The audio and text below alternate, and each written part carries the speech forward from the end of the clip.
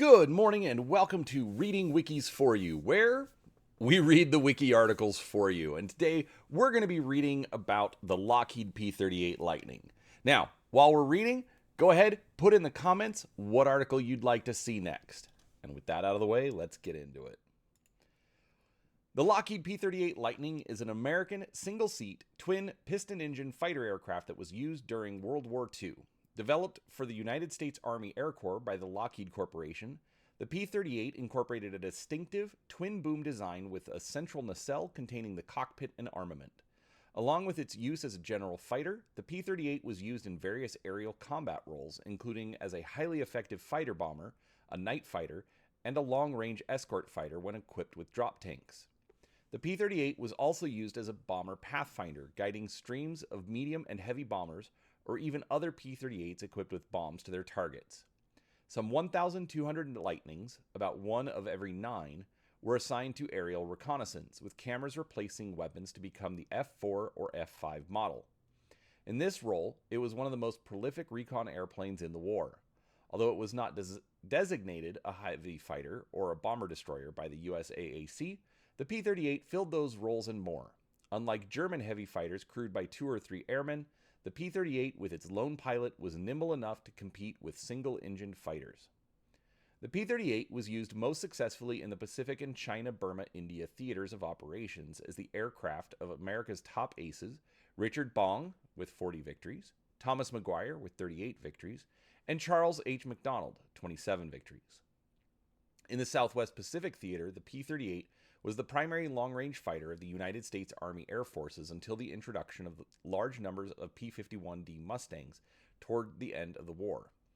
Unusually, for an early war fighter design, both engines were supplemented by turbo superchargers, making it one of the earliest Allied fighters capable of performing well at high altitudes. The turbo superchargers also muffled the exhaust, making the P-38's operation relatively quiet. The Lightning was extremely forgiving in flight and could be mishandled in many ways, but the initial rate of roll in early versions was low relative to other contemporary fighters. This was addressed in later variants with the introduction of hydraulically boosted ailerons. The P-38 was the only American fighter aircraft in large-scale production throughout American involvement in the war, from the attack on Pearl Harbor to victory over Japan Day. Design and development. The Lockheed Corporation designed the P-38 in response to a February 1937 specification from the United States Army Air Corps. Circular Proposal X-608 was a set of aircraft performance goals authored by First Lieutenants Benjamin S. Kelsey and Gordon P. Seville for a twin-engined, high-altitude interceptor having the, quote, the tactical mission of interception and attack of hostile aircraft at high altitude, unquote. 40 years later, Kelsey explained that Seville and he drew up the specification using the word interceptor as a way to bypass the inflexible Army Air Corps requirement for pursuit aircraft to carry no more than 500 pounds of armament, including ammunition, and to bypass the USAAC restriction of single-seat aircraft to one engine. Kelsey was looking for a minimum of 1,000 pounds of armament. Kelsey and Seville aimed to get a more capable fighter, better at dogfighting, and at high-altitude combat. Specifications called for a maximum airspeed of at least 360 miles per hour at altitude, and a climb to 20,000 feet within 6 minutes. The toughest set of specifications USAAC had ever presented. The unbuilt Vultee XP1015 design was offered to fill this requirement, but was not advanced enough to merit further investigation. A similar proposal for a single-engine fighter was issued at the same time. Circular Proposal X-609, in response to which the Bell P-39 Airacobra was designed. Both proposals required liquid-cooled Allison V1710 engines with turbo superchargers and gave extra points for tricycle landing gear. Lockheed formed a secretive engineering team to implement the project apart from the main factory. This approach later became known as Skunk Works. The Lockheed design team, under the direction of Hal Hilberd and Clarence Kelly Johnson, considered a range of twin-engine configurations, including both engines in a central fuselage with push-pull propellers. The eventual configuration was rare in contemporary production fighter aircraft design, with the Dutch Fokker G1 heavy fighter and the later Northrop P-61 Black Widow night fighter, and Swedish Saab 21 having a similar problem. The Lockheed team chose twin booms to accommodate the tail assembly, engines, and turbo superchargers, with a central nacelle for the pilot and armament. The XP-38 gondola mock-up was designed to mount two 50 caliber M2 Browning machine guns with 200 rounds per gun and two 30 caliber Brownings with 500 rounds per gun, and a United States Army Ordnance Department prototype T1 23mm autocannon with a rotary magazine as a substitute for the non-existent 25mm Hotchkiss aircraft autocannon specified by Kelsey and Seville. In the prototype YP-38s, an Army Ordnance Department T9 37mm autocannon, later designated as the M4 in production, with 15 rounds replaced the 23mm T1. The 15 rounds were in three 5-round clips, an unsatisfactory arrangement according to Kelsey, and the T9M4 did not perform reliably in flight. Further armament experiments from March to June 1941 resulted in the P-38E combat configuration of 4 M2 Browning machine guns and one Hispano 20mm autocannon with 150 rounds. Clustering all the armament in the nose was unusual in U.S. aircraft, which typically used wing-mounted guns with trajectories set up to crisscross at one or more points in a convergence zone. The P-38 cannon used heavier 20mm rounds, creating a different trajectory, so it was inclined upward slightly more than the 4 machine guns, such that the trajectories of the cannon rounds and the 50 caliber bullets came together between 350 and 400 yards or meters. Nose-mounted guns did not suffer as much from having their useful ranges limited by a pattern convergence, meaning that good pilots could shoot much farther. A Lightning could reliably hit targets at any range up to 1,000 yards, whereas the wing guns of other fighters were optimized for a specific range. The rate of fire was about 650 rounds per minute for the 20 by 110 millimeter cannon round, at a muzzle velocity of about 2,850 feet per second, and for the 50 caliber machine guns, about 850 rounds per minute at 2,900 feet per second velocity. Combined rate of fire was over 4,000 RPM, with roughly every 6th projectile a 20mm shell. The duration of sustained firing for the 20mm cannon was about 14 seconds, while the 50 caliber machine guns worked for 35 seconds if each magazine were fully loaded with 500 rounds, or for 21 seconds if 300 rounds were loaded to save weight for long-distance flying. The Lockheed design incorporated tricycle undercarriage and a bubble canopy, and featured two 1,000 horsepower turbo-supercharged 12-cylinder Allison V1710 engines, fitted with counter-rotating propellers to eliminate the effect of engine torque, with the turbochargers positioned behind the engines, the exhaust side of the units exposed along the dorsal surface of the booms. Counter-rotation was achieved by the use of handed engines. The crankshafts of the engines turned in opposite directions, a relatively easy task for the V1710 modular design aircraft powerplant. The P-38 was the first American fighter to make extensive use of stainless steel and smooth, flush-riveted, butt-jointed aluminum skin panels. It was also the first military airplane to fly faster than 400 miles per hour in level flight. XP-38 and YP-38 prototypes. Lockheed won the competition on 23 June 1937 with its Model 22 and was contracted to build a prototype XP-38 for US $163,000, though Lockheed's own cost on the prototype would add up to $761,000. Construction began in July 1938 in an old bourbon distillery purchased by Lockheed to house expanding operations. This secure and remote site was later identified by Johnson as the first of 5 Lockheed Skunk Works locations. The XP-38 first flew on 27 January 1939 at the hands of Ben Kelsey. Kelsey then proposed a speed dash to Wright Field on 11 February 1939 to relocate the aircraft for further testing. General Henry Hap Arnold, commander of the USAAC, approved of the record attempt and recommended a cross-country flight to New York. The flight set a speed record by flying from California to New York in 7 hours and 2 minutes, not counting 2 refueling stops. Kelsey flew conservatively for most of the way, working the engines gently, even throttling back during descent to remove the associated speed advantage. Bundled up against the cold, Arnold congratulated Kelsey at Wright Field during his final refueling stop and said, "Don't spare the horses," on the next leg. After climbing out of Wright Field and reaching altitude, Kelsey pushed the XP-38 to 420 miles per hour. Nearing his destination, Kelsey was ordered by Mitchell Field Tower, in Hempstead, New York, into a slow landing pattern behind other aircraft.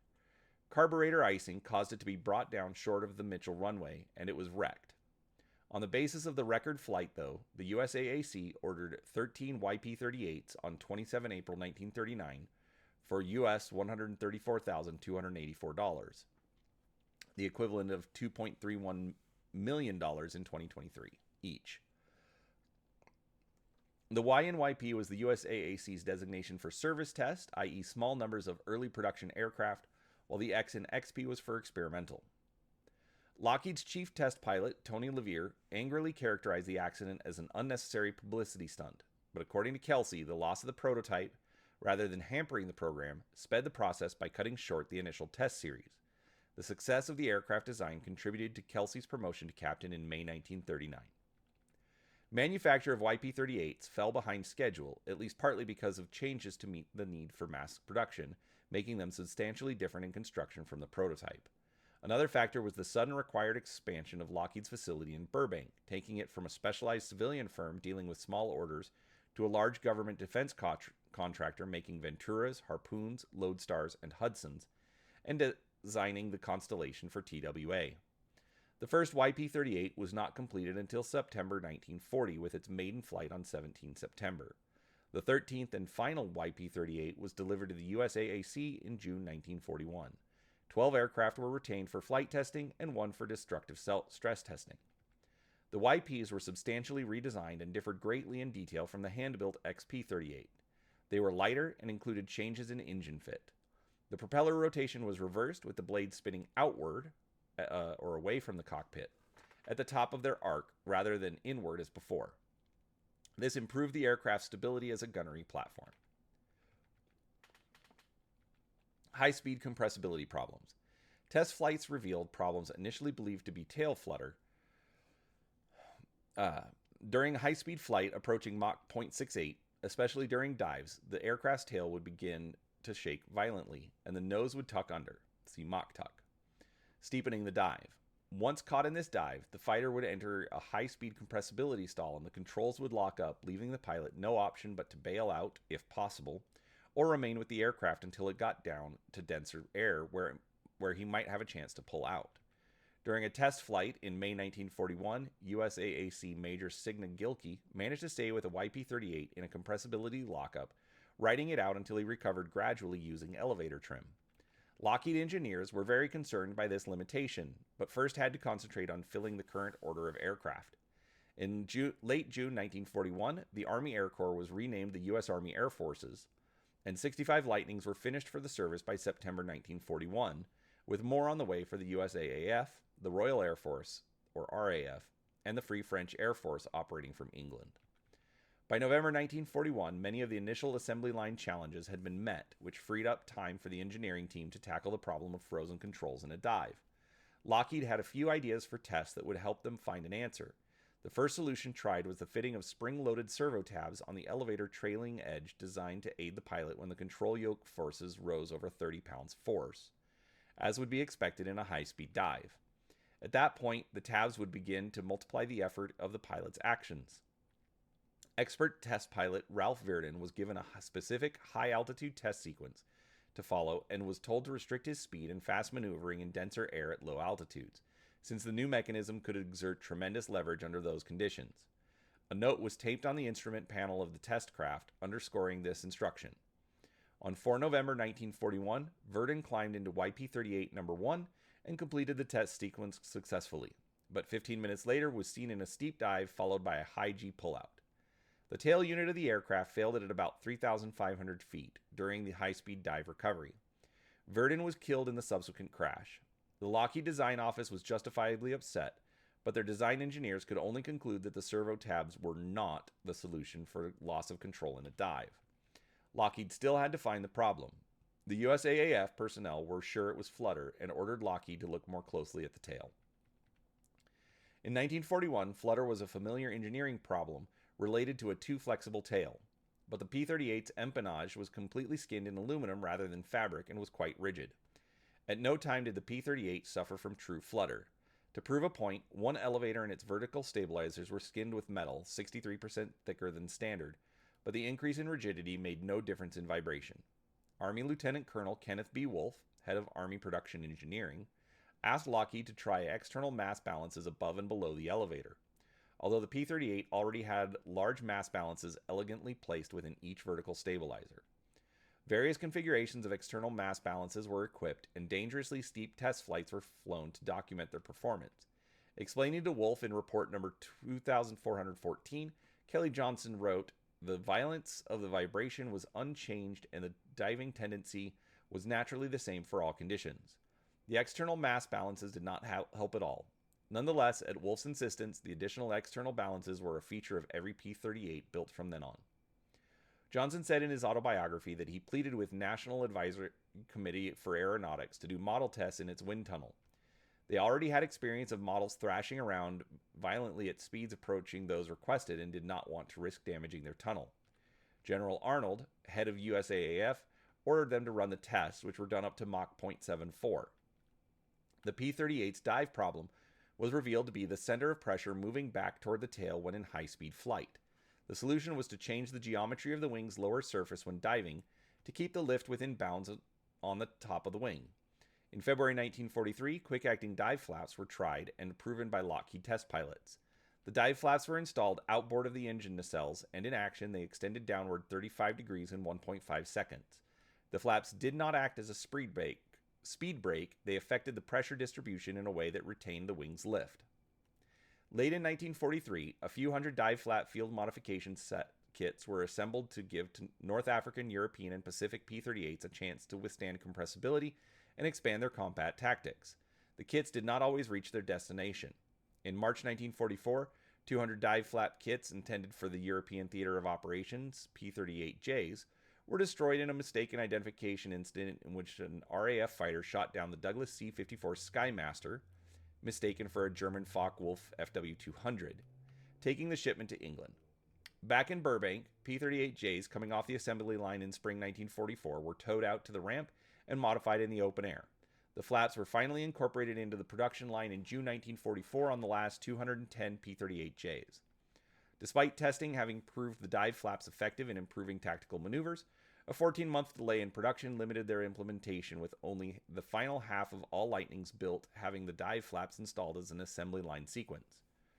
Johnson later recalled, "I broke an ulcer over compressibility on the P-38 because we flew into a speed range where no one had ever been before, and because we had difficulty convincing people that it wasn't the funny-looking airplane itself, but a fundamental physical problem. We found out what happened when the Lightning shed its tail, and we worked during the whole war to get 15 more knots of speed out of the P-38. We saw compressibility as a brick wall for a long time, then we learned how to get through it." Unquote. Buffeting was another early aerodynamic problem. Distinguishing it from compressibility was difficult, as both were reported by test pilots as, quote, tail shake. Buffeting came about from airflow disturbances ahead of the tail. The airplane would shake at high speed. Leading-edge wing slots were tried, as were combinations of filleting between the wing, cockpit, and engine nacelles. Air tunnel test number 15 solved the buffeting completely, and its fillet solution was fitted to every subsequent P-38 airframe. Fillet kits were sent out to every squadron flying Lightnings. The problem was traced to a 40% increase in airspeed at the wing fuselage junction, where the thickness chord ratio was highest. An airspeed of 500 miles per hour at 25,000 feet could push airflow at the wing fuselage junction close to the speed of sound. Filleting solved the buffeting problem for the P-38E and later models. Another issue with the P-38 arose from its unique design of outwardly rotating at the tops of the propeller arcs, counter-rotating propellers. Losing one of two engines in any twin-engine non-centerline thrust aircraft on takeoff creates sudden drag, yawing the nose toward the dead engine and rolling the wingtip down on the side of the dead engine. Normal training in flying twin-engine aircraft when losing an engine on takeoff is to push the remaining engine to full throttle to maintain airspeed. If a pilot did that in the P-38, regardless of which engine had failed, the resulting engine torque and P-factor force produced a sudden uncontrollable yawing roll, and the aircraft would flip over and crash. Eventually, procedures were taught to allow a pilot to deal with the situation by reducing power on the running engine, feathering the prop on the failed engine, and then increasing power gradually until the aircraft was in stable flight. Single-engine takeoffs were possible, though not with a full fuel and ammunition load. The engines were unusually quiet because the exhausts were muffled by the General Electric's turbo superchargers on the twin Allison V12s. Early problems with cockpit temperature regulation occurred. Pilots were often too hot in the tropical sun, as the canopy could not be fully opened without severe buffeting, and were often too cold in northern Europe and at high altitude, as the distance of the engines from the cockpit prevented easy heat transfer. Later variants received modifications, such as electrically heated flight suits, to solve these problems. On 20 September 1939, before the YP-38s had been built and flight tested, the USAAC ordered 66 initial production P-38 Lightnings, 30 of which were delivered to the renamed USAAF in mid-1941, but not all of these aircraft were armed. The unarmed aircraft were subsequently fitted with 4 0.5-inch machine guns instead of the 2.5-inch and 2.3-inch of their predecessors, and a 37mm cannon. They also had armored glass cockpit armor and fluorescent instrument lighting. One was completed with a pressurized cabin on an experimental basis and designated XP-38A. Due to reports the USAAF was receiving from Europe, the remaining 36 in the batch were upgraded with small improvements such as self-sealing fuel tanks and enhanced armor protection to make them combat capable. The USAAF specified that these 36 aircraft were to be designated P-38D. As a result, no P-38Bs or P-38Cs were designated. The P-38D's main role was to work out bugs and give the USAAF experience with handling the type. In March 1940, the French and British, through the Anglo-French Purchasing Committee, ordered 667 P-38s for US $100 million, designated Model 322F for the French and Model 322B for the British. The aircraft was a variant of the P-38E. The overseas allies wished for complete commonality of Allison engines with the large numbers of Curtiss P-40 Tomahawks both nations had on order, so they ordered the aircraft fitted with 2 right-handed engines, not counter-rotating, without turbo superchargers. Performance was supposed to be 400 miles per hour at 16,900 feet. After the fall of France in June 1940, the British took over the entire order and gave the aircraft the service name Lightning. By June 1941, the War Ministry had cause to reconsider their earlier aircraft specifications based on experience gathered in the Battle of Britain and the Blitz. British displeasure with the Lockheed order came into the fore in July, and on 5 August 1941, they modified the contract such that 143 aircraft would be delivered as previously ordered, to be known as the Lightning Mark I, and 524 would be upgraded to U.S. standard P-38E specifications with a top speed of 415 miles per hour at 20,000 feet, guaranteed to be called Lightning II for British service. Later that summer, an RAF test pilot reported back from Burbank with a poor assessment of the, quote, tail flutter situation, and the British canceled all but 3 of the 143 Lightning Is. As a loss of around US $15 million was involved, Lockheed reviewed their contracts and decided to hold the British to the original order. Negotiations grew bitter and stalled. Everything changed after the Japanese attack on Pearl Harbor on 7 December 1941, after which the United States government seized some 40 of the Model 322s for West Coast defense. Subsequently, all British Lightnings were delivered to the USAAF starting in January 1942. The USAAF lent the RAF 3 of the aircraft, which were delivered by sea in March 1942 and were test flown no earlier than May. At Cunliffe Owen Aircraft Swathelling, the Airplane and Armament Experimental Establishment, and AEE, and the Royal Aircraft Establishment. The A and AEE example was unarmed, lacked turbochargers, and restricted to 300 miles per hour, though the undercarriage was praised and flight on one engine described as comfortable. These 3 were subsequently returned to the USAAF, one in December 1942 and the others in July 1943. Of the remaining 140 Lightning Is, 19 were not modified and were designated by the USAAF as RP-322I, R for restricted because non-counter-rotating propellers were considered more dangerous on takeoff, while 121 were converted to counter-rotating V1710F2 engines without turbo superchargers and designated P-322-2.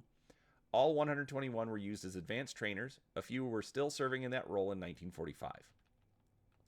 A few RP-322s were later used as test modification platforms, such as for smoke-laying canisters. The RP-322 was a fairly fast aircraft below 16,000 feet and well behaved as a trainer. Many of the British order of 524 Lightning IIs were fitted with stronger F-10 Allison engines as they became available, and all were given wing pylons for fuel tanks or bombs. The upgraded aircraft were deployed to the Pacific as USAAC F-5A, reconnaissance, or P-38G fighter models, and later used with great effect in the operation that shot down Admiral Yamamoto in April 1943. Robert Pettit's G model named Miss Virginia was on that mission, borrowed by Rex Barber, who was later credited with the kill. Pettit had already used Miss Virginia to defeat two Nakajima A6M2N roof float planes in February to heavily damage a Japanese submarine chaser in March, which he mistakenly claimed as a destroyer sunk.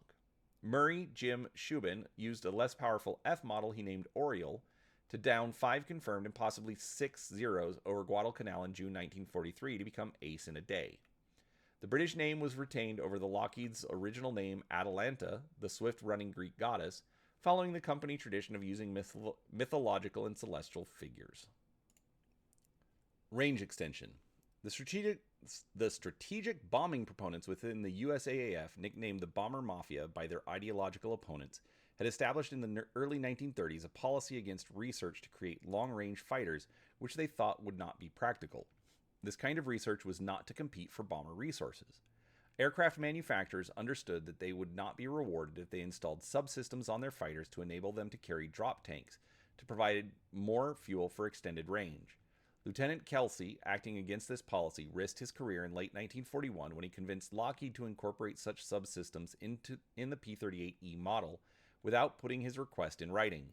Kelsey possibly was responding to Colonel George William Goddard's observation that the U.S. sorely needed a high-speed, long-range photo reconnaissance plane, along with a change order specifying some P-38Es be produced with guns replaced by photo reconnaissance camera.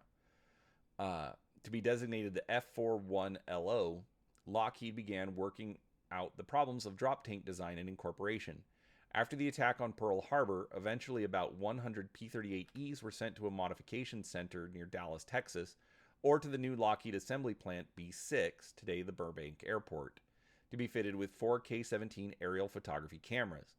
All of these aircraft were also modified to be able to carry drop tanks. P-38Fs were modified as well. Every Lightning from the P-38G onward was capable of being fitted with drop tanks straight off the assembly line. In March 1942, General Arnold made an offhand comment that the U.S. could avoid the German U-boat menace by flying fighters to the U.K. rather than packing them onto ships. President Roosevelt pressed the point, emphasizing his interest in the solution.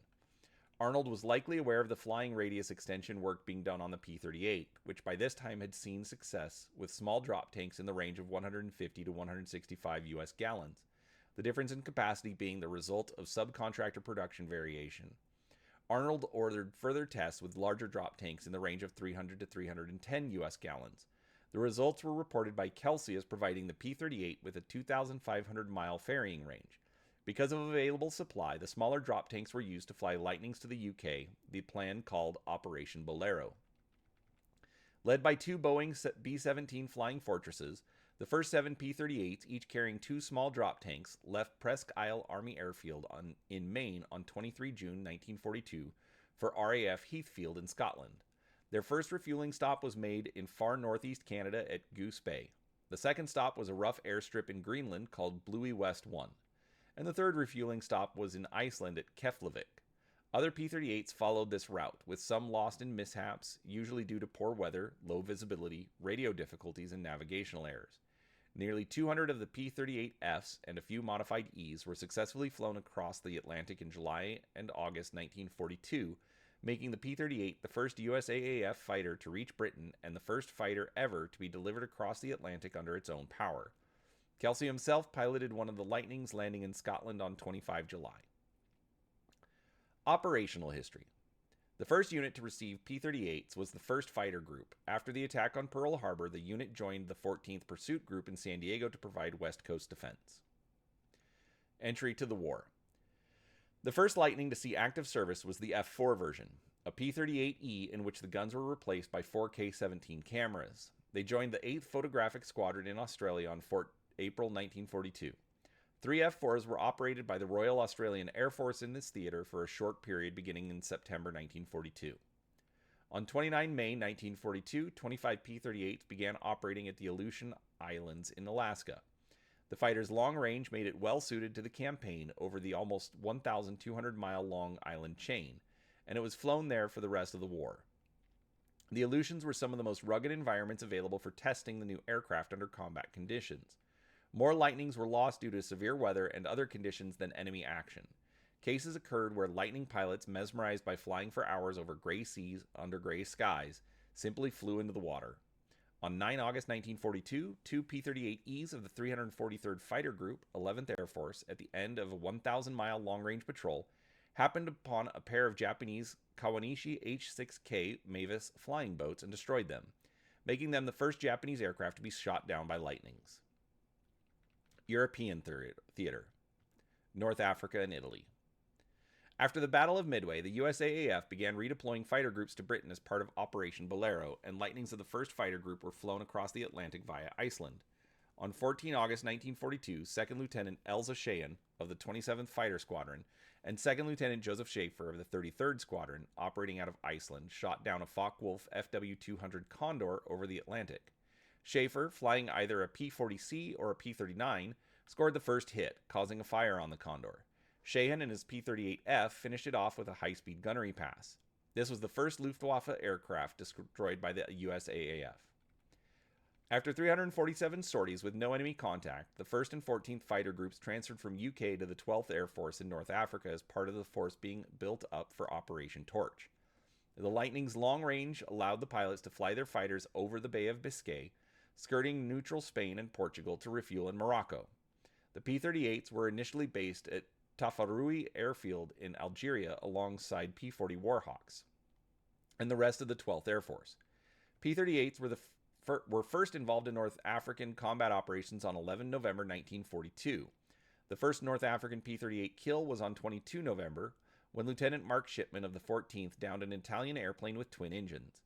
Shipman later made two more kills, a Messerschmitt Bf-109 fighter and a very large Me-323 Gigant transport.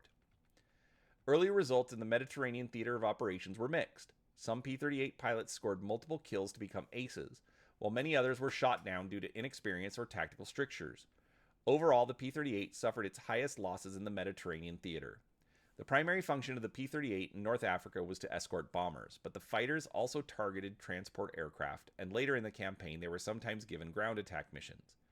When tied to bomber escort duties, the P-38 squadrons were vulnerable to attack from above by German fighters, which selected the most advantageous position and timing. The initial tactical doctrine of the American units was for the P-38s to fly near the bombers at all times rather than to defend aggressively or to fly ahead and clear airspace for the bombers, and many American pilots were downed because of this limitation. Losses mounted, and all available P-38s in the UK were flown over to North Africa to restore squadron strength. After this painful experience, the American leadership changed tactics, and in February 1943, the P-38s were given free rein in their battles. The first German success against the P-38 was on 28 November 1942, when Bf-109 pilots of Jagdgeschwader 53 claimed 7 Lightnings for no loss of their own. Further, one-sided German victories were noted on several occasions through January 1943. The first P-38 pilots to achieve ace status were Virgil Smith of the 14th Fighter Group and Jack Ilfrey of the 1st Fighter Group, both credited with 5 wins by 26 December. Smith got a 6th enemy aircraft on 28 December but was killed 2 days later in a crash landing, likely after taking fire from Oberfeldwebel Herbert Rollwagen of JG-53, who survived the war with at least 71 kills. This was Rollwagen's first victory over a P-38 and his 35th claim at the time. The two squadrons of the 14th Fighter Group were reduced so badly in December 1942 that the 82nd Fighter Group was flown from the UK to North Africa to cover the shortage. The first kill by the 82nd was during a bomber escort mission on 7 January 1943, when William J. Dixie Sloan broke formation and turned towards 6 attacking Bf-109s to shoot one of them down. Known for his maverick style, Sloan racked up 12 victories by July 1943. After another heavy toll in January 1943, 14th Fighter Group had to be withdrawn from the front to reorganize, with surviving pilots sent home and the few remaining Lightnings transferred to the 82nd. The 14th was out of action for 3 months, returning in May. On 5 April 1943, 26 P-38Fs of the 82nd claimed 31 enemy aircraft destroyed, helping to establish air superiority in the area and allegedly earning it the German nickname Der Gabelschwanzteufel, the fork-tailed devil, coming from a recently downed German aviator as described by Life in August 1943. However, the reliability of this attribution is doubtful, as the clear intent of the article was to rehabilitate the P-38's reputation in the minds of the American public. No earlier independent or German attestation exists for this claim. The P-38s remained active in the Mediterranean for the rest of the war, continuing to deliver and receive damage in combat. On 30 August 1943, 13 P-38s were shot down by German and Italian fighters while escorting B-26 and B-17 bombers on raids against targets in Italy. On 2 September, 10 P-38s were shot down in combat with Bf-109s of JG-53, with 4 Bf-109s including that of 67 Victory ace Franz Scheiss, who had been the leading Lightning killer in the Luftwaffe with 17 destroyed. The Mediterranean theater had the first aerial combat between German fighters and P-38s. German fighter pilot appraisal of the P-38 was mixed. Some observers dismissed the P-38 as an easy kill, while others gave it high praise, a deadly enemy worthy of respect.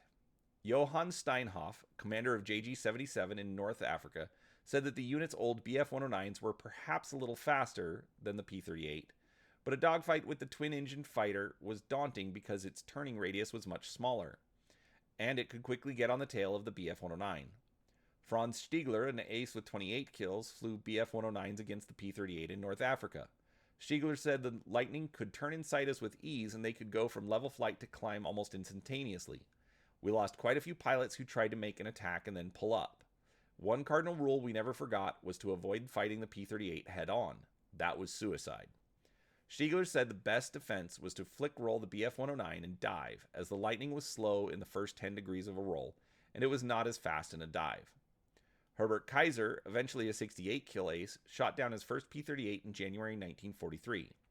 Kaiser said that the P-38 should be respected as a formidable opponent, that it was faster and more maneuverable than the Bf-109 G6 model he flew, especially since the G6 was slowed by underwing cannon pods. Johann Pichler, another high-scoring ace, said that the P-38 in 1943 was much faster in a climb than the Bf-109. Kurt Bühlingen, third highest scoring German pilot on the Western Front with 112 victories, recalled, the P-38 fighter and the B-24 were easy to burn. Once in Africa, we were 6 and met 8 P-38s and shot down 7. One sees a great distance in Africa, and our observers and flak people called in sightings, and we could get altitude first, and they were low and slow. General der Jagdflieger, Adolf Galland, was unimpressed with the P-38, declaring, quote, "It had similar shortcomings in combat to our Bf-110. Our fighters were clearly superior to it," unquote. Heinz Behr said that P-38s were, quote, "not difficult at all. They were easy to outmaneuver and were generally a sure kill," unquote. On 12 June 1943, a P-38G, while flying a special mission between Gibraltar and Malta, or perhaps just after strafing the radar station of Capopula, landed on the airfield of Capoterra, Cagliari, in Sardinia, from navigation error due to a compass failure. Regia Aeronautica Chief Test Pilot Colonnello, or Lieutenant Colonel, Angelo Tondi, flew the captured aircraft to Guidonia Airfield, where the P-38G was evaluated.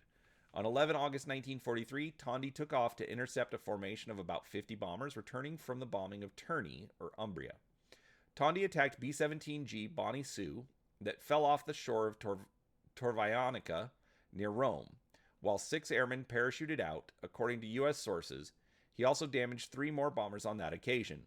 On 4 September, the 301st Bomber Group reported the loss of B-17 the Lady Evelyn, downed by an enemy P-38. War missions for that plane were limited, as the Italian petrol was too corrosive for the Lockheed's tanks. Other Lightnings were eventually acquired by Italy for post-war service. In a particular case, when faced by more agile fighters at low altitude in a constricted valley, Lightning suffered heavy losses. On the morning of 10 June 1944, 96 P-38Js of the 1st and 82nd Fighter Groups took off from Italy for Ploiesti, the third most heavily defended target in Europe after Berlin and Vienna.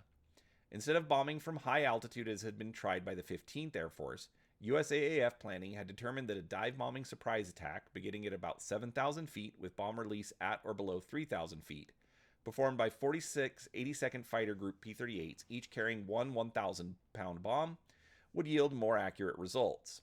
All of 1st Fighter Group and a few aircraft in 82nd Fighter Group were to fly cover, and all fighters were to strafe targets of opportunity on the return trip, a distance of some 1,255 miles, including a circuitous outward route made in an attempt to achieve surprise. Some 85 or 86 fighters arrived in Romania to find enemy airfields alerted, with a wide assortment of aircraft scrambling for safety. P-38s shot down several, including heavy fighters, transports, and observation aircraft. At Ploiești, defense forces were fully alert. The target was concealed by smokescreen, and anti-aircraft fire was very heavy. 7 Lightnings were lost to anti-aircraft fire at the target, and 2 more during strafing attacks on the return flight. German Bf-109 fighters from JG-53 and 2 JG-77 fought the Americans. 16 P-38s called Indieni cu două pene, Indians with 2 feathers, by the Romanians, of the 71st Fighter Squadron were challenged by a large formation of Romanian IAR-81C fighters of the 6th Fighter Group. The fight took place below 300 feet in a narrow valley and lasted 12 minutes. Herbert Hatch, who saw 2 IAR-81Cs that he misidentified as Focke-Wulf FW-190s hit the ground after taking fire from his guns, and his fellow pilots confirmed 3 more of his kills. 3 of his victories were confirmed by gun camera. The outnumbered 71st Fighter Squadron took more damage than it dished out, though losing 9 aircraft. In all, the USAAF lost 22 aircraft on the mission. The Americans claimed 23 aerial victories. The Romanians and Germans lost 5 Bf-110s, 4 Ju-52s, and 1 Savoia Marchetti SM-79 on the ground, as well as 3 Focke-Wulf FW-58s, 3 IAR-38s, and 3 IAR-81Cs in the air. 11 enemy locomotives were strafed and left burning, and flak emplacements were destroyed along with fuel trucks and other targets. Results of the bombing were not observed by the USAAF pilots because of the smoke. The dive bombing mission profile was not repeated, though the 82nd Fighter Group was awarded the Presidential Unit Citation for its part. Western Europe. Experiences over Germany had shown a need for long-range escort fighters to protect the 8th Air Force's heavy bomber operations. The P-38Hs of the 55th Fighter Group were transferred to the 8th in England in September 1943 and were joined by the 20th Fighter Group, 364th Fighter Group, and 479th Fighter Group soon after. P-38s and Spitfires escorted Flying Fortress raids over Europe. Because its distinctive shape was less prone to cases of mistaken identity and friendly fire, Lieutenant General Jimmy Doolittle, commander of the 8th Air Force, chose to pilot a P-38 during the invasion of Normandy, so he could watch the progress of the air offensive over France. At one point in the mission, Doolittle flick-rolled through a hole in the cloud cover, but his wingman, then Major General Early Partridge, was looking elsewhere and failed to notice Doolittle's quick maneuver, leaving Doolittle to continue on alone on his survey of the crucial battle. Of the P-38, Doolittle said that it was, quote, the sweetest flying plane in the sky, unquote. A little-known role of the P-38 in the European theater was that of fighter bomber during the invasion of Normandy and the Allied advance across France into Germany. Assigned to the 9th Tactical Air Command, the 370th Fighter Group and the 474th Fighter Group and their P-38s initially flew missions from England, dive-bombing radar installations, enemy armor, troop concentrations, and flak towers providing air cover. The 370th Group Commander Howard F. Nichols and a squadron of his P-38 Lightnings attacked Field Marshal Gunther von Klug's headquarters in July 1944. Nichols himself skipped a 500-pound bomb through the front door. The 370th later operated from Cardinville, France, and the 474th from various bases in France, flying ground attack missions against gun emplacements, troops, supply dumps, and tanks near Saint-Lô in July and in the Filet Argentin area in August 1944. The 370th participated in ground attack missions across Europe until February 1945, when the unit changed over to the P-51 Mustang. The 474th operated out of bases in France, Belgium, and Germany, in primarily the ground attack missions until November and December of 1945. After some disastrous raids in 1944 with B-17s escorted by P-38s and Republic P-47 Thunderbolts, Doolittle, then head of the U.S. 8th Air Force, went to the Royal Aircraft Establishment, Farnborough, and asking for an evaluation of the various American fighters. Test pilot Captain Eric Brown, Fleet Air Arm, recalled, quote, "We had found out that the BF-109 and the FW-190 could fight up to a Mach of 0.75, 3/4 the speed of sound. We checked the Lightning and it couldn't fly in combat faster than 0.68, so it was useless. We told Doolittle that all it was good for was photo reconnaissance and had to be withdrawn from escort duties. And the funny thing is that the Americans had great difficulty understanding this because the Lightning had 2 top aces in the Far East." After evaluation tests at Farnborough, the P-38 was kept in fighting service in Europe for a while longer, although many failings were remedied with the introduction of the P-38J by September 1944.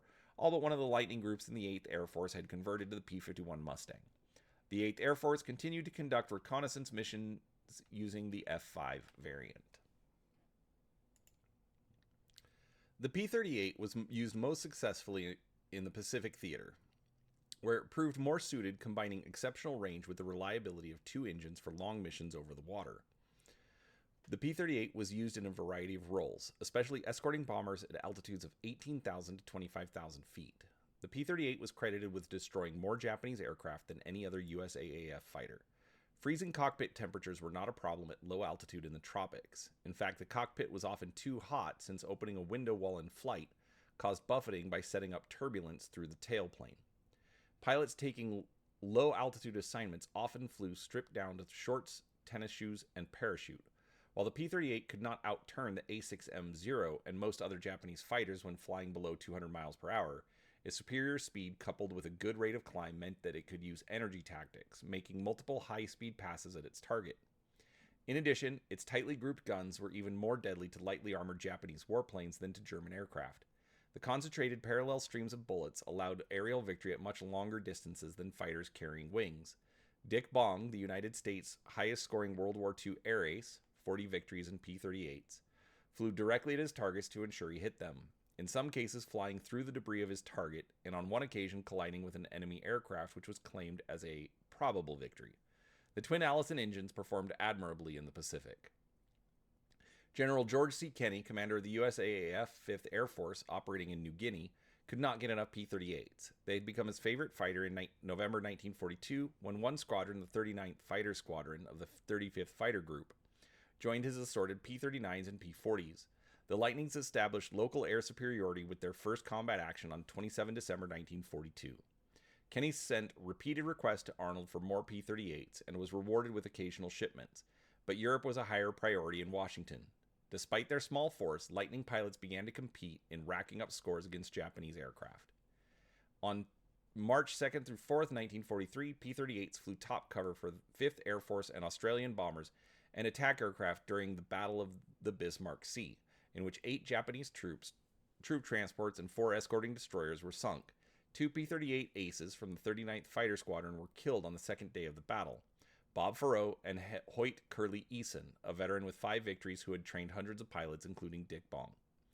In one notable engagement on 3 March 1943, P-38s escorted 13 B-17s, part of an attack including B-25 Mitchells and Bow fighters, as they bombed the Japanese convoy from a medium altitude of 7,000 feet, which dispersed the convoy formation and reduced their concentrated anti-aircraft firepower. A B-17 was shot down, and when Japanese Zero fighters machine-gunned some of the B-17 crew members who bailed out in parachutes, 3 P-38s promptly dived into action, claiming 5 Zeros. Killing of Admiral Yamamoto. Because of its ability to fly long distances, the Lightning figured in one of the most significant operations in the Pacific Theater, the interception on 18 April 1943 of Admiral Isoroku Yamamoto, the architect of Japan's naval strategy in the Pacific, including the attack on Pearl Harbor. When American codebreakers found out that he was flying to Bougainville Island to conduct a frontline inspection, 16 P-38G Lightnings were sent on a long-range fighter intercept mission, flying 435 miles from Guadalcanal at heights of 10 to 50 feet above the ocean to avoid detection. The Lightnings met Yamamoto's 2 Mitsubishi G4M Betty fast bomber transports and 6 escorting Zeros just as they arrived at the island. The first Betty crashed in the jungle and the second ditched near the coast. The Americans lost 1 P-38. Japanese search parties found Yamamoto's body at the jungle crash site the next day. Service record. The P-38 service record shows mixed results, which may reflect more on its employment than on flaws with the aircraft. The P-38's engine troubles at high altitudes only occurred with the 8th Air Force. One reason for this was the inadequate cooling systems of the G and H models. The improved P-38J and L had tremendous success flying out of Italy into Germany at all altitudes.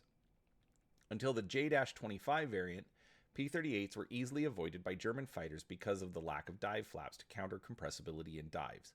German fighter pilots not wishing to fight would perform the first half of a split S and continue into steep dives because they knew the Lightnings would be reluctant to follow.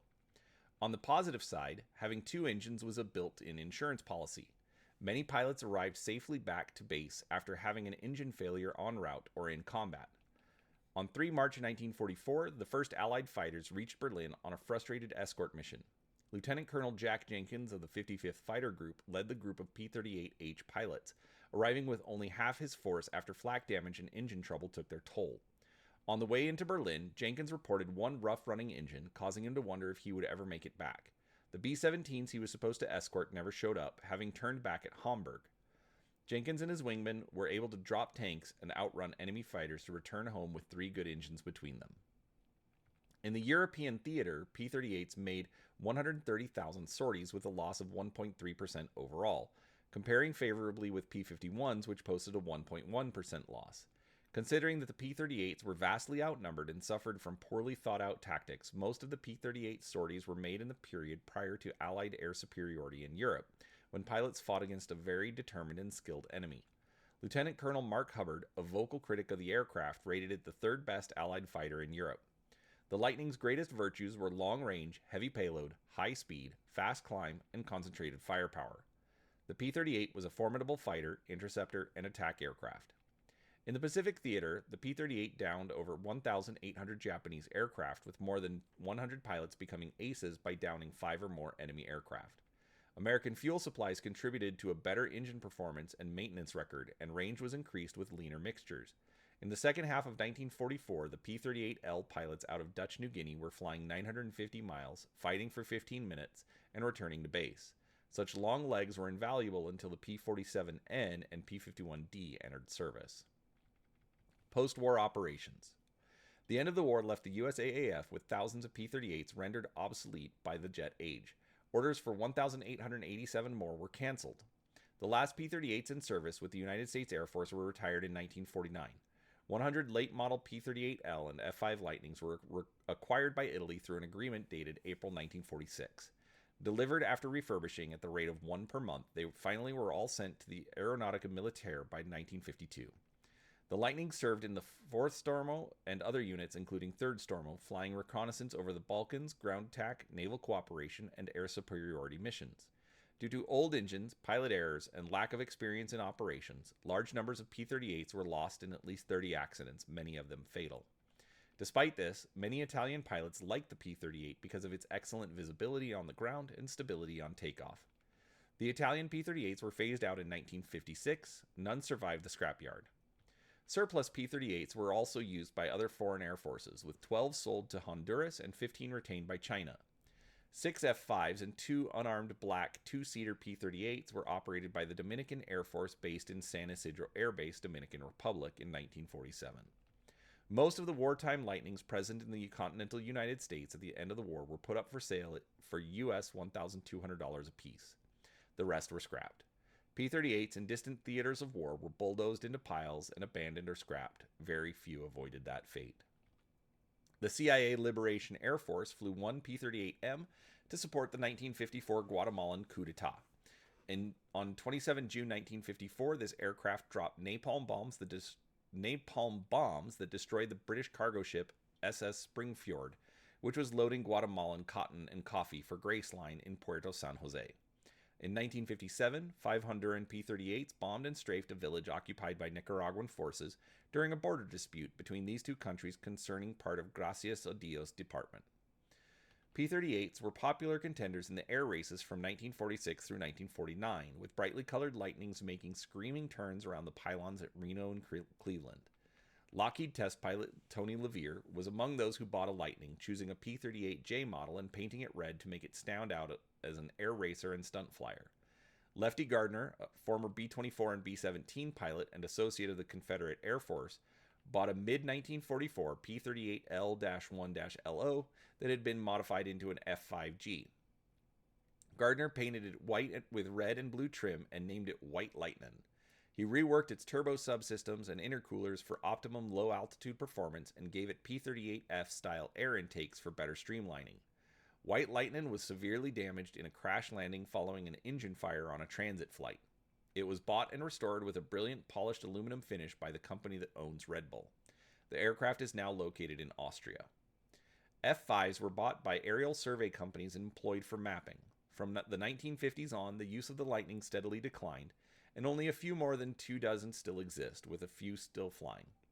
One example is a P-38L owned by the Lone Star Flight Museum in Galveston, Texas, painted in the colors of Charles H. McDonald's Putt Putt Maru. Two other examples are F-5Gs, which were owned and operated by Cargill Aerial Surveys in 1946 and are now located in Chino, California at Yanks Air Museum, and McMinnville, Oregon at Evergreen Aviation Museum. The earliest built surviving P-38, Glacier Girl, was recovered from the Greenland ice cap in 1992, 50 years after she crashed there on a ferry flight to the UK, and after a complete restoration flew once again 10 years after her recovery. Production. Over 10,000 Lightnings were manufactured, becoming the only U.S. combat aircraft that remained in continuous production throughout the duration of American participation in World War II. The Lightning had a major effect on other aircraft. Its wing, in a scaled-up form, was used on the Lockheed Constellation. All right, so version and total manufactured or converted. So this will be done by listing the variant, how many were built or converted, and any comments. XP-38, built 1, prototype. YP-38, 13, evaluation aircraft. P-38, 30, initial production aircraft. XP-38A, 1, pressurized cockpit. P-38D, 36, fitted with self-sealing fuel tanks, armored windshield. P-38E, 210, first combat-ready variant, revised armament. F-4, 100 plus, reconnaissance aircraft based on P-38E. Model 322, 3, RAF order, twin right-hand props and no turbo. RP-322, 147, USAAF trainers. P-38F, 527, first fully combat-capable P-38 fighter. F-4A, 20, reconnaissance aircraft based on the P-38F. P-38G, 1082, improved P-38F fighter. F-5A, 180, reconnaissance aircraft based on the P-38G. XF-5D, 1, a one-off converted F-5A. P-38H, 601, automatic cooling system, improved P-38G fighter. P-38H, or P-38J, 2,970, new cooling and electrical systems. F-5B, 200, reconnaissance aircraft based on P-38J. F-5C, 123, reconnaissance aircraft converted from P-38J. F-5E, 705, reconnaissance aircraft converted from P-38J and L. P-38K, 2, paddle blade props, uprated engines with a different propeller reduction ratio. P-38LLO, 3,810, improved P-38J new engines, new rocket pylons. P-38LVN, 113, P-38L built by Vultee. F-5F, unknown, reconnaissance aircraft converted from P-38L. P-38M, 75, night fighter converted from P-38L. F-5G, unknown, reconnaissance aircraft converted from P-38L. P-38D and P-38Es, delivered and accepted Lightning production variants, began with the P-38D. The few handmade YP-38s initially contracted were used as trainers and test aircraft. No B or C models were delivered to the government, as the USAAF allocated the D suffix to all aircraft with self-sealing fuel tanks and armor. Many secondary but still initial teething tests were conducted using the earliest D variants. The first combat-capable Lightning was the P-38E and its photo recon variant, the F-4, which featured improved instruments, electrical, and hydraulic systems. Partway through production, the older Hamilton Standard hydromatic hollow steel propellers were replaced by new Curtiss Electric duraluminum propellers. The definitive and now famous armament configuration was settled upon, featuring 4.5-inch machine guns with 500 rounds per gun and a 20mm Hispano autocannon with 150 rounds. While the machine guns had been arranged symmetrically in the nose on the P-38D, they were staggered in the P-38E and later versions, with the muzzles protruding from the nose in the relative lengths of roughly 1, 4, 6, 2. This was done to ensure a straight ammunition belt feed into the weapons, as the earlier arrangement led to jamming. The first P-38E rolled out of the factory in October 1941 as the Battle of Moscow filled the news wires of the world. Because of the versatility, redundant engines, and especially high speed and high altitude characteristics of the aircraft, as with later variants, over 100 P-38Es were completed in the factory or converted in the field to a photo reconnaissance variant. The F-4, in which the guns were replaced by four cameras. Most of these early reconnaissance Lightnings were retained stateside for training, but the F-4 was the first Lightning to be used in action in April 1942. P-38Fs and P-38Gs. After 210 P-38Es were built, they were followed starting in February 1942 by the P-38F, which incorporated racks of inboard of the engines for fuel tanks, or a total of 2,000 pounds of bombs. Early variants did not have a high reputation for maneuverability, though they could be agile at low altitudes if flown by a capable pilot, using the P-38s for giving stall characteristics to their best advantage. From the P-38 F-15 model onwards, a combat maneuver setting was added to the P-38's Fowler flaps. When deployed at the 8-degree maneuver settings, the flaps allowed the P-38 to outturn many contemporary single-engine fighters at the cost of some added drag. However, early variants were hampered by high aileron control forces and a low initial rate of roll. And all such features required a pilot to gain experience with the aircraft, which in part was an additional reason Lockheed sent its representative to England and later to the Pacific Theater. The aircraft was still experiencing extensive teething troubles, as well as being victimized by urban legends, mostly involving inapplicable twin-engine factors which had been designed out of the aircraft by Lockheed. In addition to these, the early versions had a reputation as a widowmaker, as they could enter an unrecoverable dive due to a sonic surface effect at high subsonic speeds. The 527 P-38Fs were heavier, with more powerful engines that used more fuel, and were unpopular in the air war in Northern Europe. Since the heavier engines were having reliability problems, and with them without external fuel tanks, the range of the P-38F was reduced, and since drop tanks themselves were in short supply, as the fortunes in the Battle of the Atlantic had not yet swung the Allies' way, the aircraft became relatively unpopular in minds of the Bomber Command planning staffs, despite being the longest-range fighter first available to the 8th Air Force in sufficient numbers for long-range escort duties. Nonetheless, General Spaatz, then commander of the 8th Air Force in the UK, said of the P-38F, "I'd rather have an airplane that goes like hell and has a few things wrong with it than one that won't go like hell and has a few things wrong with it." The P-38F was followed in June 1942 by the P-38G, using more powerful Allisons of 1,400 horsepower each and equipped with a better radio.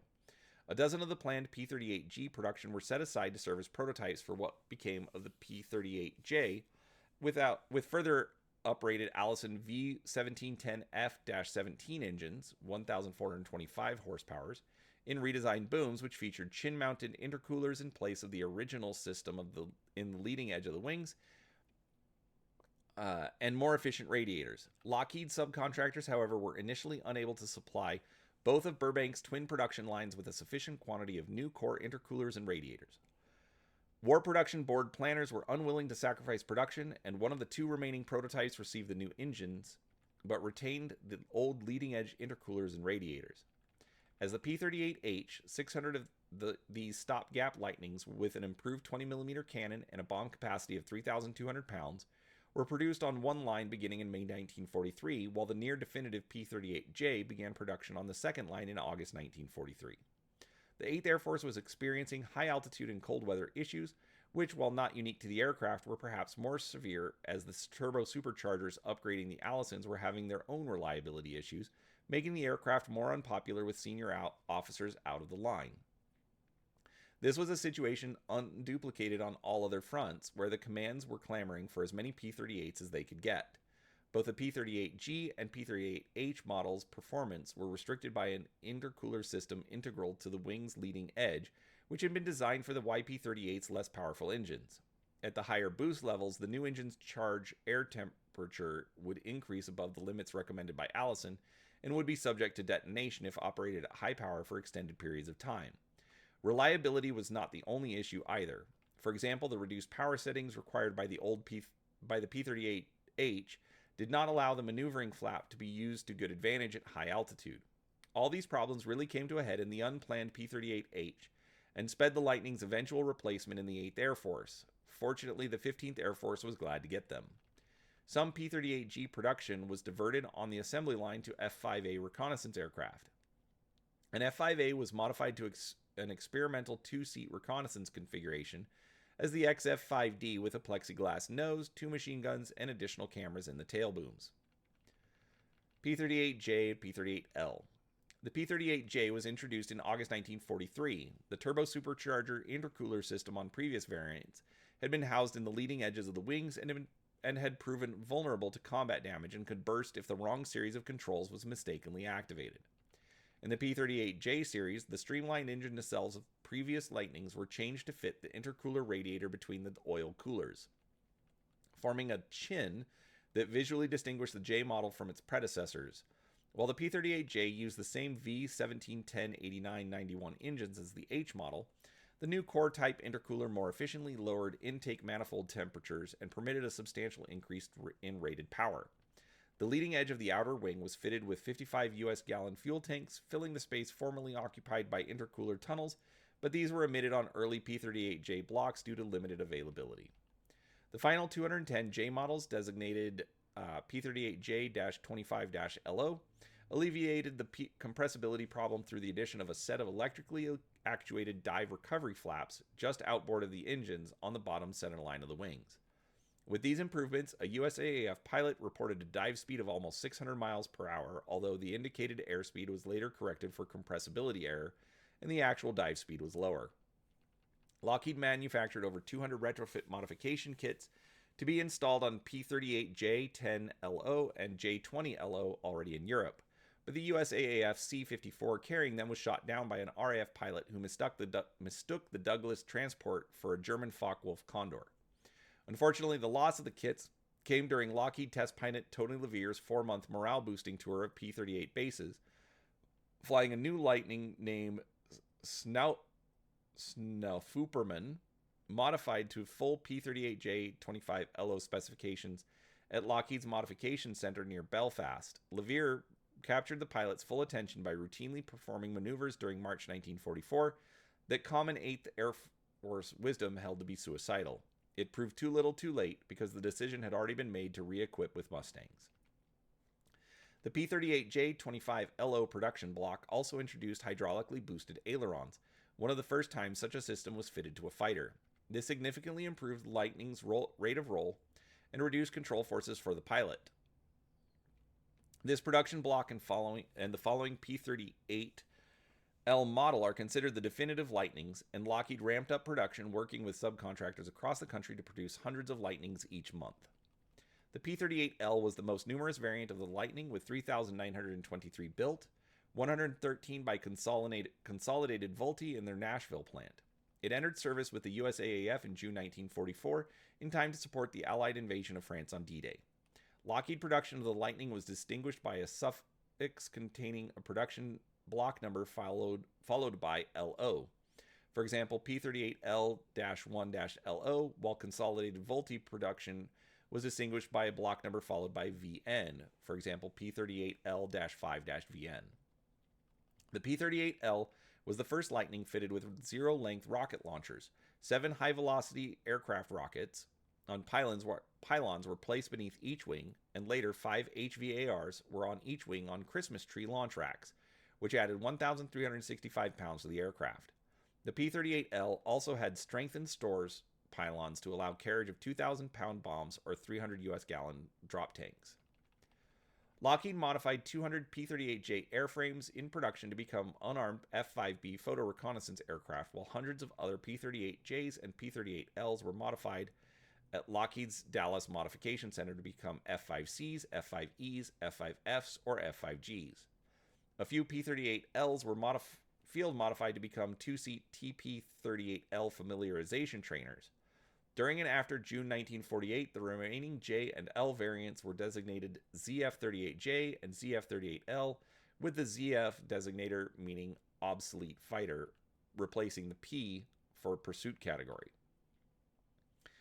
Late model Lightnings were delivered unpainted per US AAF policy established in 1944. At first, field units tried to paint them since pilots worried about being too visible to the enemy, but the reduction in weight and drag turned out to be a minor advantage in combat.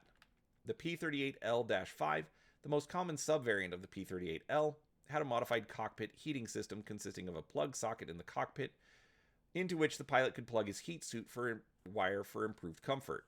These Lightnings also received the uprated V1710-112/113 engines, and this dramatically lowered the number of engine failure problems experienced at high altitude so commonly associated with European operations.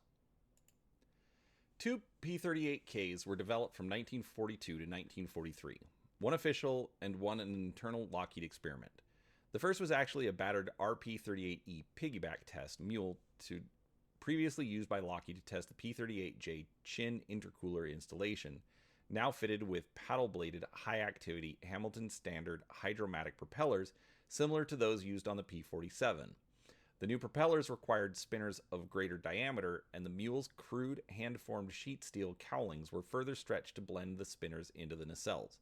It retained its piggyback configuration that allowed an observer to ride behind the pilot, with Lockheed's AAF representative as a passenger and the maneuvering flap deployed to offset Army hot day conditions. The old K-Mule still climbed to 45,000 feet. With a fresh coat of paint covering its crude, hand-formed steel cowlings, this RP-38E acts as a stand-in for the P-38K-1LO in the model's only picture. The 12th G model, originally set aside as a P-38J prototype, was redesignated P-38K-1LO and fitted with the aforementioned paddle blade propellers and new Allison V1710-7577 power plants, rated at 1,875 bhp at war emergency power. These engines were geared 2.36 to 1, unlike the standard P-38 ratio of 2 to 1. The AAF took delivery in September 1943 at Eglin Field. In test, the P-38K-1 achieved 432 miles per hour at military power and was predicted to exceed 450 miles per hour at war emergency power with a similar increase in load and range. The initial climb rate was 4,800 feet per minute and the ceiling was 46,000 feet. It reached 20,000 feet in 5 minutes flat. This with a coat of camouflage paint, which added weight and drag. Although it was judged superior in climb and speed to the latest and best fighters from all AAF manufacturers, the War Production Board refused to authorize P-38K production due to the 2 to 3 week interruption in production necessary to implement cowling modifications for the revised spinners and higher thrust line. Some had also doubted Allison's ability to deliver the F-15 engine in quantity. As promising as it had looked, the P-38K project came to a halt. Pathfinders, Night Fighter, and other variants. The Lightning was modified for other roles. In addition to the F-4 and F-5 reconnaissance variants, several P-38Js and P-38Ls were field modified as formation bombing pathfinders and drop snoots. Fitted with a Norden bomb sight or an H-2X radar system, such pathfinders would lead formation of other P-38s, each loaded with two 2,000-pound bombs, the entire formation releasing their ordnance when the pathfinder did. A number of Lightnings were modified as night fighters. Several field or experimental modifications with different equipment fits finally led to the, quote, formal P-38M Night Fighter or Night Lightning. In total, 75 P-38Ls were modified to the Night Lightning configuration, painted flat black with conical flash hiders on the guns, an AN/APS-6 radar pod below the nose, and a second cockpit with raised canopy behind the pilot's canopy for the radar operator. The headroom in the rear cockpit was limited, requiring radar operators who were preferably short in stature. One of the initial production P-38s had its turbo superchargers removed with a secondary cockpit placed in one of the booms to examine how flight crews would respond to such an asymmetric cockpit layout. One P-38E was fitted with an extended central nacelle to accommodate a tandem seat cockpit with dual controls, and was later fitted with a laminar flow wing. Very early in the Pacific War, a scheme was proposed to fit Lightnings with floats to allow them to make long-range ferry flights. The floats would be removed before the aircraft went into combat. Concerns arose that saltwater spray would corrode the tailplane, so in March 1942, P-38E 41-1986 was modified with a tailplane raised some 16 to 18 inches. Booms lengthened by 2 feet, and a rearward-facing second seat added for an observer to monitor the effectiveness of the new arrangement. A second version was crafted on the same airframe with the twin booms given greater side plane area to augment the vertical rudders. This arrangement was removed, and a final third version was fabricated that had the booms return to normal length, but the tail raised 33 inches. All 3 tail modifications were designed by George H. Burt Estabrook. The final version was used for a quick series of dive tests on 7 December 1942, in which Milo Burcham performed the test maneuvers and Kelly Johnson observed from the rear seat. Johnson concluded that the raised float plane tail gave no advantage in solving the problem of compressibility. At no time was this P-38E testbed airframe actually fitted with floats, and the idea was quickly abandoned, as the U.S. Navy proved to have enough sea lift capacity to keep up with P-38 deliveries to the South Pacific. Still another P-38E was used in 1942 to tow a Waco troop glider as a demonstration. However, there proved to be plenty of other aircraft such as Douglas C-47 Skytrains available to tow gliders, and the Lightning was spared this duty. Still another P-38E was used in 1942 to tow a Waco troop glider as a demonstration. However, there proved to be plenty of other aircraft such as Douglas C-47 Skytrains available to tow gliders, and the Lightning was spared this duty. Standard Lightnings were used as crew and cargo transports in the South Pacific. They were fitted with pods attached to the underwing pylons, replacing drop tanks or bombs that could carry a single passenger in a lying down position or cargo. This was a very uncomfortable way to fly. Some of the pods were not even fitted with a window to let the passenger see out or bring in light. Lockheed proposed a carrier-based Model 822 version of the Lightning for the U.S. Navy. The Model 822 would have featured folding wings, an arresting hook, and stronger undercarriage for carrier operations. The Navy was not interested, as they regarded the Lightning as too big for carrier operations and did not like liquid-cooled engines. Therefore, the Model 822 never went beyond the paper stage. The Navy did operate, though, 4 land-based F-5Bs in North Africa, inherited from the USAAF and redesignated F-01. A P-38J was used in experiments with an unusual scheme for mid-air refueling, in which the fighters snagged a drop tank trailed on a cable from a bomber. The USAAF managed to make this work, but decided it was not practical. A P-38J was also fitted with experimental retractable snow ski landing gear, but this idea never reached operational service either. After the war, a P-38L was experimentally fitted with an armament of 3 .6-inch machine guns. The .6-inch caliber cartridge had been developed early in the war for an infantry anti-tank rifle, a type of weapon developed by a number of nations in the 1930s when tanks were lighter, but by 1942 armor was too tough for this caliber. Another P-38L was modified after the war as a super strafer, with 8 .5-inch machine guns in the nose and a pod under each wing with 2 .5-inch guns, for a total of 12 machine guns. Nothing came of this conversion either. Variants. XP-38, United States Army Air Force designation for one prototype Lockheed Model 22, first flown in 1939. YP-38, redesignated pre-production batch with armament, 13 built. P-38, first production variant with .5-inch guns and a 37mm cannon, 30 built. XP-38A, 30th P-38 modified with a pressurized cockpit. Lightning I, former Armée de l'Air order for 667 aircraft, being reduced to 143 Lightning Is. It was taken by the Royal Air Force, 3 delivered to RAF, and the remainder of the order was delivered to USAAF. It used C-Series V1710 33 engines without turbochargers and right-hand propeller rotation, not counter. Lightning II, the Royal Air Force designation for a canceled order of 524 aircraft using F-Series V1710 engines. The only one built was retained by the USAAF for testing. The rest of the order was completed as P-38F-13LO, P-38F-15LO, P-38G-13LO, and P-38G-15LO aircraft. P-322-1, 22 Lightning I's of the 143 built were retained by the USAAF for training and testing. Most were unarmed, although some retained the Lightning I armament of two 50 caliber and two 30 caliber guns. P-322-2. 121 Lightning I's were re-engined with the V-1710-2729 and used for training. Most were unarmed. P-38B. Proposed variant of the P-38A not built. P-38C. Proposed variant of the P-38A not built. P-38D. Production variant with modified tailplane incidents, self-sealing fuel tanks, 36 built. P-38E. Production variant with revised hydraulic system, 20mm cannon rather than the 37mm of earlier variants, 210 built. P-38E float plane. A proposed float plane variant of the P-38E with upswept tail booms and fitted with droppable and fuel-filled floats. One prototype was converted from P-38E 41-1986 with modified tail booms, but was not fitted with floats. It did not enter production. P-38F. Production variant with inboard underwing racks for drop tanks or 2,000 pounds of bombs, 527 built. P-38G. Production variant with modified radio equipment, 1,082 built. P-38H. Production variant capable of carrying 3,200 pounds of underwing bombs, improved intercooler designed along with automatic oil radiator flaps, 601 built.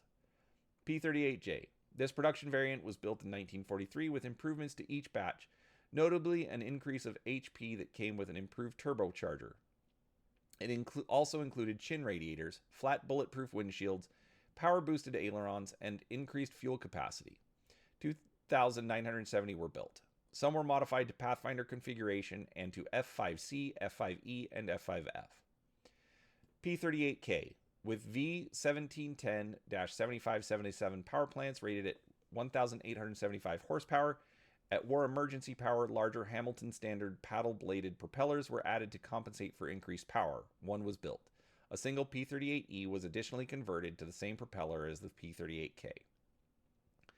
P-38L, with 1,600 horsepower engines, 3,923 were built, which included 113 built at Vultee. Later conversions to Pathfinders and F5G were made. TP-38L. Two P-38Ls were converted as tandem-seated operational trainers. P-38M. Conversion of P-38L as a radar-equipped night fighter. F4. Photo reconnaissance variant of the P-38E, 99 built. F4A. Photo reconnaissance variant of the P-38F, 20 built. F5A. Reconnaissance variant of the P-38G, 181 built. F5B. Reconnaissance variant of the P-38J, 200 were built, and 4 were later sent to the United States Navy as F-01s. F5C. Reconnaissance variant of the P-38J, 123 conversions. XF5D. Prone observer variant, 1 conversion from an F5A. F5E. Reconnaissance variant converted from the P-38J and P-38L, 705 converted. F5F. Reconnaissance variants conversions of the P-38L. F5G. As reconnaissance variant conversions of the P-38L, they had a different camera configuration from the F5F. XF01. United States Navy designation for 4 F5Bs operated for evaluation. Operators. Military. Australia. Republic of China. Dominican Republic. Free France. France. Honduras. Kingdom of Italy. Italy. Portugal. United Kingdom. United States. Civil. Colombia. Noted P-38s. Yippee. The 5,000th Lightning built. A P-38J 20 LO 44-23296 was painted bright vermilion red and had the name Yippee painted on the underside of the wings in large white letters, as well as the signatures of hundreds of factory workers. This and other aircraft were used by a handful of Lockheed test pilots, including Milo Burcham, Jimmy Mattern, and Tony Levere, in remarkable flight demonstrations performing such stunts as slow rolls at treetop level, with one prop feathered to dispel the myth that the P-38 was unmanageable. Surviving aircraft. Of the 10,000 aircraft built, there are 26 survivors, of which 10 are airworthy. Noted P-38 pilots. Richard Bong and Thomas McGuire. The American ace of aces and his closest competitor both flew Lightnings and tallied 48 and 38 victories respectively. Majors Richard I. Dick Bong and Thomas B. Tommy McGuire of the USAAF competed for the top position. Both men were awarded the Medal of Honor. McGuire was killed in air combat in January 1945 over the Philippines after accumulating 38 confirmed kills, making him the second-ranking American ace. Bong was rotated back to the United States as America's ace of aces after making 40 kills, becoming a test pilot. He was killed on 6 August 1945, the day the atomic bomb was dropped on Japan, when his Lockheed P-38 Shooting Star jet fighter flamed out on takeoff. Charles Lindbergh. Charles Lindbergh became famous for his transatlantic solo flight before the war. By World War II, he was a civilian working for Vought in the South Pacific area. He received preferential treatment as if a visiting colonel. In Hollandia, Lindbergh attached himself to the 475th Fighter Group, which was flying P-38s. Although new to the aircraft, Lindbergh was instrumental in extending the range of the P-38 through improved throttle settings or engine leaning techniques, notably by reducing engine speed to 1,600 RPM, setting the carburetors for auto lean, and flying at 185 miles per hour indicated airspeed, which reduced fuel consumption to 70 gallons per hour, about 2.6 miles per gallon. This combination of settings had been considered dangerous, as it was believed this would upset the fuel mixture, causing an explosion. While with the 475th, he took part in a number of combat missions. On 28 July 1944, Lindbergh shot down a Mitsubishi Ki-51 Sonia, flown by the veteran commander of the 73rd Independent Flying Chutai of the Imperial Japanese Army, Captain Saburo Shimada. In an extended twisting dogfight in which many of the participants ran out of ammunition, Shimada turned his aircraft directly toward Lindbergh, who was just approaching the combat area. Lindbergh fired in a defensive reaction brought on by Shimada's apparent head-on ramming attack. Hit by cannon and machine gun fire, the Sonia's propeller visibly slowed, but Shimada held his course. Lindbergh pulled up at the last moment to avoid collision as the damaged Sonia went into a steep dive, hit the ocean, and sank. The unofficial kill was not entered in the 475th's war record. On 12 August 1944, Lindbergh left Hollandia to return to the United States. Charles McDonald. The third-ranking American ace of the Pacific Theater, Charles H. McDonald flew a Lightning against the Japanese and scored 27 kills in his aircraft, the Putt-Putt Maru. Martin James Monty. Martin James Monty was an American pilot who defected to the Axis powers in a stolen F-5E Lightning, which was handed over to the Luftwaffe Zirkus Rosarius for testing afterwards. Robin Olds. Robin Olds was the last P-38 ace in the 8th Air Force and the last in the ETO. Flying a P-38J, he downed 5 German fighters on 2 separate missions over France and Germany. He subsequently transitioned to P-51s and scored 7 more kills. After World War II, he flew F-4 Phantom IIs in Vietnam, ending his career as Brigadier General with 16 kills. John H. Ross. Ross is a decorated World War II pilot who flew 96 missions for the U.S. Army Air Forces under the U.S. 8th Air Force's 7th Reconnaissance Group in the 22nd Reconnaissance Squadron. Ross flew the Lockheed P-38 Lightning as a photo reconnaissance pilot out of RAF Mount Farm in England during the war. He received 11 medals and was awarded the Distinguished Flying Cross twice for missions that were integral to Allied victory at the Battle of the Bulge. Antoine de Saint-Exupéry. At midday on 31 July 1944, noted aviation pioneer and writer Antoine de Saint-Exupéry vanished in his P-38 of the French Army de l'Air's Groupe de Chasse 233 after departing Borgo Poretta, Corsica. His health, both physically and mentally, had been deteriorating. Saint-Exupéry was said to be intermittently subject to depression, and talk had arisen of taking him off flying status. He was on a flight over the Mediterranean from Corsica to mainland France in an unarmed F-5B photo reconnaissance variant of the P-38J, described as being a, quote, war-weary, non-airworthy craft, unquote. In 2000, a French scuba diver found the partial remnants of a Lightning spread over several thousand square meters of the Mediterranean seabed off the coast of Marseille. In April 2004, the recovered component serial numbers were confirmed as being from Saint-Exupéry's F-5B Lightning. Only a small amount of the aircraft's wreckage was recovered. In June 2004, the recovered parts and fragments were given to the Air and Space Museum of France in Le Bourget, Paris, where Saint-Exupéry's life is commemorated in a special exhibit. In 1981, and also in 2008, 2 Luftwaffe fighter pilots, respectively Robert Heichel and Horst Rippert, separately claimed to have shot down Saint-Exupéry's P-38. Both claims were unverifiable and possibly self-promotional, as neither of their units' combat records of action from that period made any note of such a shootdown. Specifications: P-38L. Data from Lockheed P-38 HJL Pilot's Flight Operating Instructions. P-38 HJL Pilot's Flight Operating Instructions. General characteristics. Crew, 1.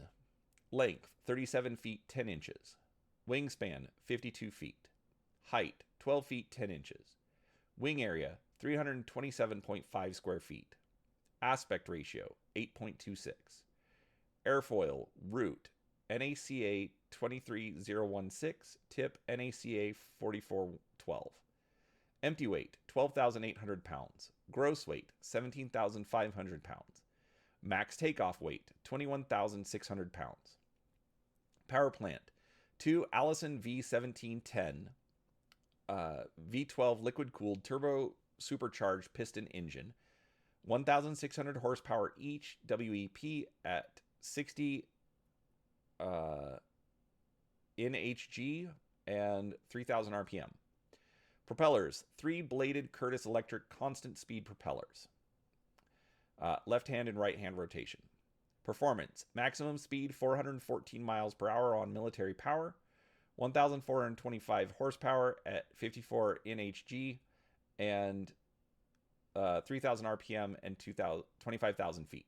Cruise speed 275 miles per hour. Stall speed 105 miles per hour. Combat range 1,300 miles.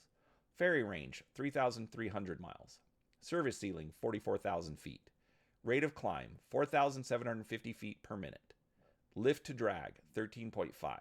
Wing loading 53.4 pound per square feet. Power to mass 0.16 horsepower per pound. Drag area 8.78 square feet.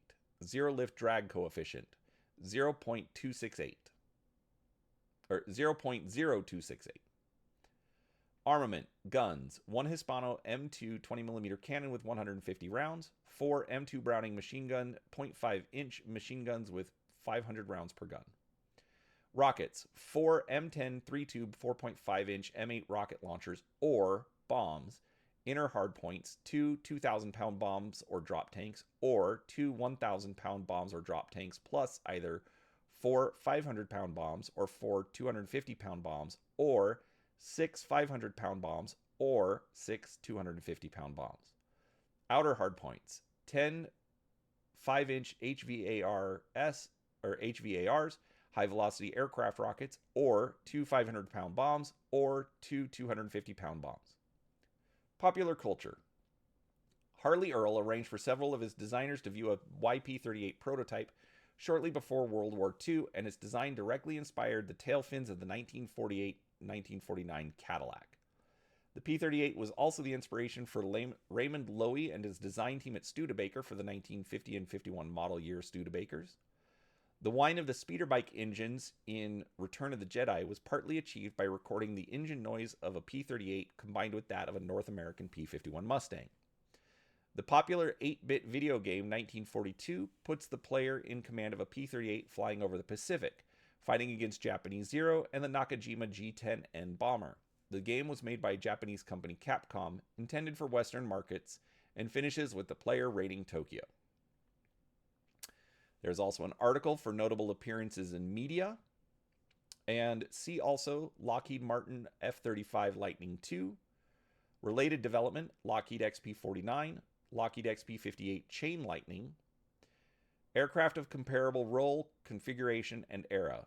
Bristol Beaufighter, de Havilland Mosquito, Focke-Wulf FW-187 Falke, Fokker G-1, Hughes XF-11, Kawasaki Ki-96, Messerschmitt Me-210, Mitsubishi Ki-83, Nakajima J5N, Northrop P-61 Black Widow, Petlyakov PE-3, Westland Whirlwind. Related lists. Lists of aircraft of World War II, list of fighter aircraft, list of Lockheed aircraft, list of military aircraft of the United States. Wow, that was a long one. Thank you so much for watching all the way through. If you enjoyed it, hit the thumbs up. If you're liking this content, please subscribe for more. And as always, put a comment down below what article you'd like to see next. Thanks for watching.